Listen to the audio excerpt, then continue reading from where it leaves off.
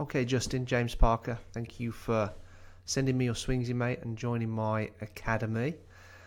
Just a little pointer, excuse me, just a little pointer before we move on. Your camera's too far away from you, mate. You can get a lot closer with your camera, because as soon as I zoom in here, it's gonna make my it's gonna make my it's going to make it a little bit blurry as we walk through the swing, and we're not going to pick it up as well. So you can get a lot closer with your camera. That's what I'm saying. Right, mate. So let's get a little bit closer here and kind of center your swing a little bit. Do the same with this one. Right, mate. So I read your email. So we're blocking it and we're hooking it, right? So we've got a problem with that, and we've got a problem with that.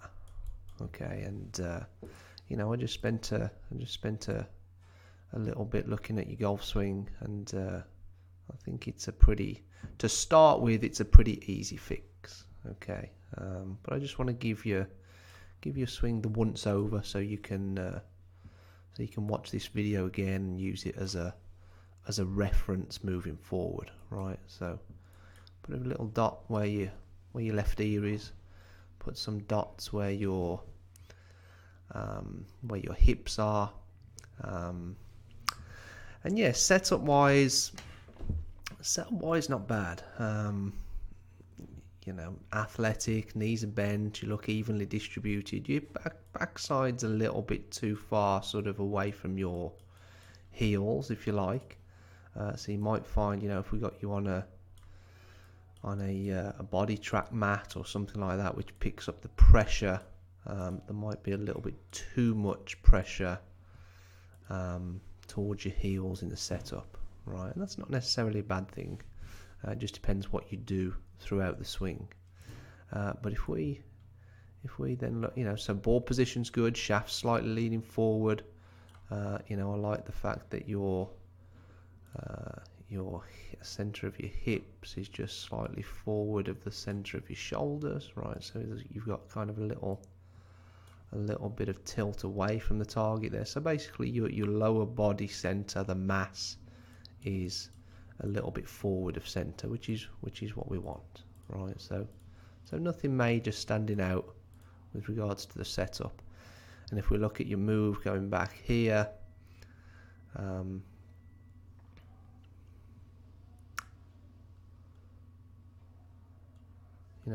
tiny little bit of head movement away from that, that green line, isn't there? But nothing drastic, right?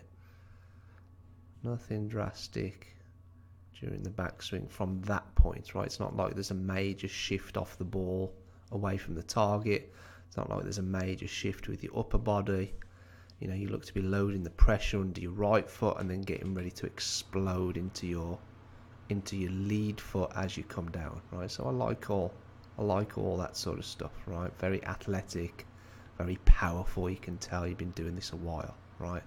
And as you start down as well, right there, tremendous amount of lag generated, right? So that's tremendous, that sort of angle there. So that's the look of a good golfer, right? And then you store that lag all the way down through impact, right? So I like it there, I like it all the way down, and I like it through impact. What I don't like, just post impact, and this completely relates to what you were talking about with the hook that creeps in every now and again. So basically what we want to do with good golfers is we want to, and this is very common with good players, they turn the ball over too much, right? Because we're not controlling the face, right? We're not controlling the path. Path could be a little bit out to the right, and the face is turning over too much, right? So that's a common fault with good players. So what I'm seeing from this position, just post impact here, is how this arm's starting to get a little bit bent, right? And also just how close your hands are to your body at that point, right? There's hardly any space between your hands and your left hip at that point, so we want them a bit further away, right? We want a little bit more sort of you want to feel as though your hands are pushing away from your chest a bit more, and also, you know, you're tilting to the right a little bit more. Both those things go hand in hand, both the pushing away from your chest, pushing away from your body with your hands, and also the tilt with the spine going away from the target at that point, right? But if we look at your position through impact there, right, in the same position, well, we can tell where that's coming from, right? Your arms, your right arm, right, is very kind of going straight down the target. Okay, so, you know, we can certainly turn out the way of it a little bit more, but the drill I'm going to give you in a second is going to help that, right? So your right arm's going a little bit too straight down the target. What you see with the pros, kind of post impact, is that their hands are kind of veering left a little bit more, and this is the term they use, is swinging left, right? It doesn't mean they're coming across, doesn't mean they're coming down and hitting across the ball, right, to hit, unless you're Monty or someone like that, so you're hitting a pull, right, or a big fade, right? But what they're doing is they're coming down and attacking the ball from slightly from the inside, but then post impact, now they're swinging left, right? So a good drill for you, and I see you've got these sticks on the ground there, which is great. But what I also want you to do is get yourself another couple of sticks. You can get these from Home Depot, somewhere like that, cost you like $1 each, rather than going and spending 10-20 bucks in a golf shop. Is then get some club, or you could use your clubs, right? Get one coming back here to give you the direction of the club going back, but then put one this side, or even put one down here, right, close to your foot, because this is going to be the direction of your hands post impact, and this is going to be the direction of the club head post impact, right? Whereas what you're doing at the moment is you see through impact there. I'll do this in red. It's like your club's going down here, and your hands are going this way as well. You see? So we just want them to exit more left. And then when you do that, what you'll start to see as the club starts to reappear up kind of through your left shoulder is that the club then will start to exit below your left shoulder. And that's really the litmus test, right? One of the big things that we look for between professional swings and amateur swings, right, is there's your left shoulder, right? And the pros, you know, I'll give you some examples in a second. You know, some are very close but still underneath it, right? And some are really down here, so really turning hard and getting that club moving more left, getting the hands moving more left post impact. Whereas you can see what yours is doing is it's very straight, right? So we just want you to swing left post impact more, right? And that'll completely eliminate your block, that'll eliminate your duck hook, right? And then you'll start to see a more sort of neutral sort of ball flyer, all right? So let's stop you there, and over this side, let's give you some examples. So one of my favorites is Billy Horschel, right? So you can see, I mean, you look at where his toes are pointing. You know, there's the flag, I think. So I think he's just trying to hit it just slightly left of that flag, maybe cut it in a yard or two. But you look at, and we'll point. There's something I want you to point out as well. You know, I'll give you something for the top of your well, let's do that now. Right, so you can see as you go back, what you're tending to do is you're getting the club across the line a little bit. You see how that club head's pointing off to the right, the shaft's pointing off to the right. Right, a lot of these pros that I'm going to pull up in a second, they're keeping their club head behind their hands, right? So it's kind of like the look of it is going to be kind of arm, shoulders, and club all on a very similar plane at the top, right? Whereas you can see your left arm and the shoulders are kind of on a similar plane, but your shaft is your club is pointing off to the right. So a little tip that you can practice to get when you get into the top is just try and get this club head more over this. Just try and get this club head more over this way and keep it behind your hands. Right, so it's going to have this look there. So your club, your arm, and your shoulders are all going to have a similar kind of look on a similar kind of plane, right? That would be my recommendation for something to think about, something to work on with your backswing, all right? So what he's got going on now, we get rid of those lines a little bit. Right, then what he's got going on coming down from that position, right, is he keeps the club head behind his hands, right, all the way down to P6. But what I want you to watch now is the direction, right? Number one, I think he's turned his hips and his torso out the way a little bit more, right? So it's kind of like, your drill when you're doing this is obviously going to be a lot slower swings, right? You're never going to make a change swinging at full speed. So slower swings to start with, definitely. And just kind of hit it there and stop. And if you're hitting the ball, then the turf, and you're stopping, you're going to be stopping around here. And as you're stopping, you want to feel, right, if we stop you there and we stop Billy Horschel there, look at where your hips are and look at where his hips are.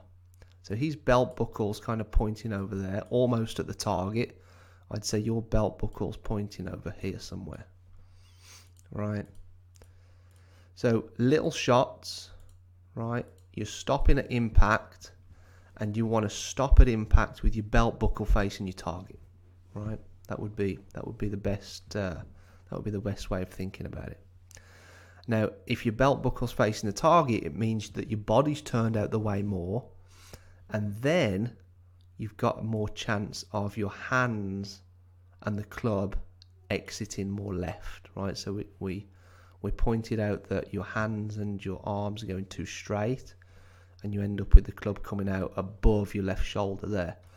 Whereas if you've turned out the way of it more, look how his hands disappear behind his back there, behind his body. So it's almost like his hands disappearing before the club head, right? And then look how lower that club comes out below his left shoulder, right? And that's the look. That's what I. Before you send me another video in, I want you doing that, right? So you got to turn more through impact. You got to get your hips pointing at the target more, and that way it'll help you get your hands and the club moving left. Okay, and I don't mind if you want to, abbreviate your finish, right? I want to see a finish where, let me get rid of these lines. I want to see a finish position where it's like you've swung where you've got a T-peg underneath your left armpit and your right armpit for that matter, right? Because right now, in that position, your T-peg would be dropping out, right? If Billy Horschel had a T-peg under his right arm there, I would say he could still pinch that T-peg. It's not going to fall out because he's swinging left more. Okay. Excuse me. So T-pegs under the arms, under the armpits. That's definitely a great drill for you. Hips facing the target more at impact, definitely. All right. So there's two things that you can go away and practice. And like I say, we want that sort of look where the club's exiting underneath your left shoulder.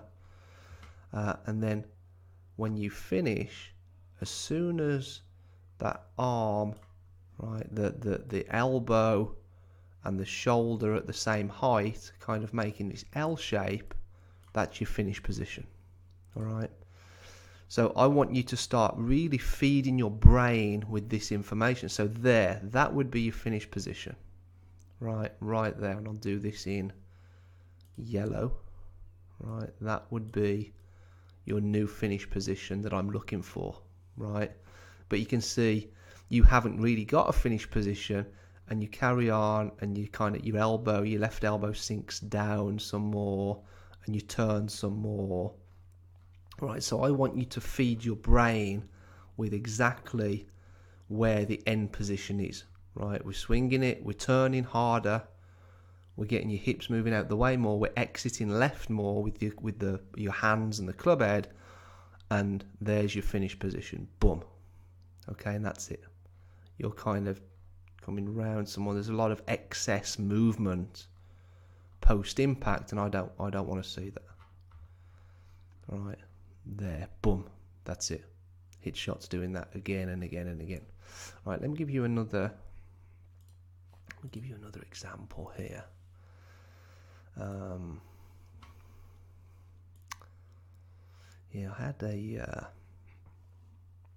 had a girl. Well, it was a dad send me in a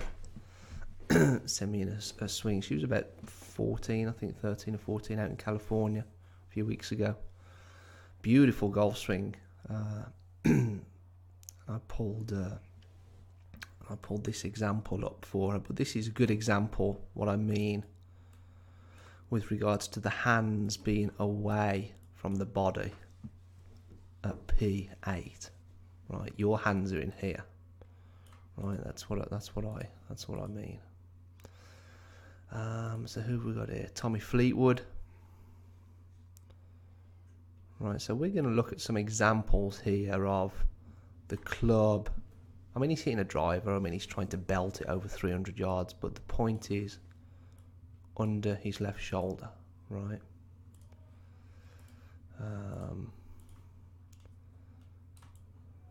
Aaron Baddeley. And this is interesting because he's not working with Mike or Andy anymore, right? Still a beautiful position at the top. You can see what I'm trying to get at with regards to the club head staying behind the hands. So you got that line with the shaft, you got the line with the arm, you got the line with the shoulders. That's what we're looking for, mate. And then you look at where you are at the top, and you can see what I'm trying to get at. If your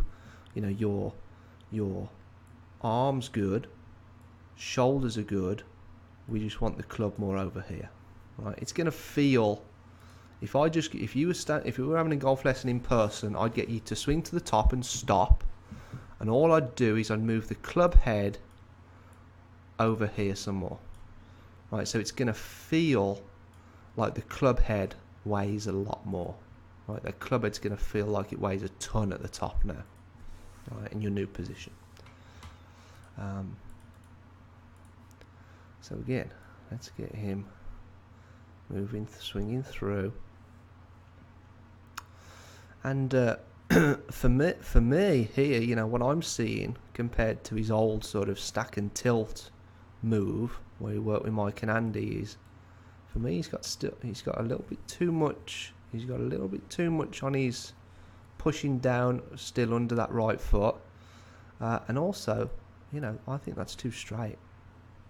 There, I would want his right arm inward more, right? So post impact, with regards to the sticks on the ground, like we talked with you, I'd get a stick there, and I'd say, right, swing over those sticks, right? And I think it's just a little bit too straight. And you can see as he comes through, right, it's kind of similar to what I'm doing. I'll pull up what I'm doing in a second, but very close to his shoulder, right? And that club head's turned over a little bit. Right, you look at his club face there. That club face is starting to turn over a little bit. Right. So for me, a little bit too close to his left shoulder. For me. Right, for me. Maybe not for some other coaches, but for me. Right. I think good players, the tendency with good players is that shot, just like what you've got going on in your game, that shot just kills you. Just kills you. So if we can eliminate that shot into that or that, right, it's just a very slight push but still straight. Right, I'll give you some more examples. Billy Horschel, we've seen him.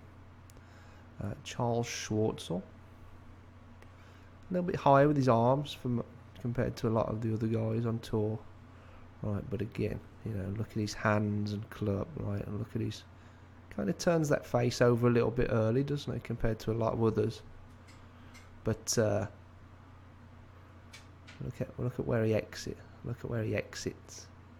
Right, oh, hands moving inward. Look at his shaft there compared to your shaft there. So I hope that kind of, that gives you a good illustration of what we're trying to do. You know, it's really as simple as getting some sticks on the ground, right? Get some sticks on the ground here, right, and swing over those sticks, right? Even if you start with, right, you're hitting little fades, right? Generally speaking, if you've got that in your arsenal at the moment, right, we need to do something to change the patterns in your mind, right? We need to start seeing the opposite. So I don't mind over the next maybe week or two if you start seeing a few of those shots creeping, right? At least you know you're doing something different and you're stopping that shape of shot, right? But like I say, get a stick there, and then as you're coming through, swing over those sticks, and then post impact, we're looking for the club coming out over here, right, underneath this left shoulder. To do that, we've got to get these hips turning out the way a bit more. I think the best example for you, where is he, Billy? Oh, Billy Horschel. I love his swing, I do. I think it's excellent. Right there. Look at how much he's turned out his hips out of the way there. Right. So pivoting harder, right, and that's why that's such a good drill, right? Hit the ground, hit the ball, then the ground, obviously, but stop, right? You're gonna have to do it slower than normal, but when you stop right there, you know, if your hips haven't turned out the way and your belt buckle's pointing over here, you're gonna feel that club that club face and your hands flip over. If you're turning out the way more and your belt buckle's already kind of pointing at the target at impact, right, your hands, the face, right, are all going to be a lot more passive, right? If you've got a lack of turn, lack of rotation at that point, then you're always going to feel your hands and the club face whip over. All right, mate? But like I say, when you're practicing, you're getting your camera out at the range, we don't want this look, right? We don't want that. We want to start to see that, right? And that's what, like I said, that's the litmus test, right? Most amateurs, not all amateurs obviously, but it's a common fault. Shafts coming out above the left shoulder. You'll never see a pro, rarely see a pro with the shaft coming out through there. It's always coming out. It's always exiting underneath the left shoulder. Okay, mate, if you have any questions or just want something clearing up, just shoot me an email. Thanks, Justin.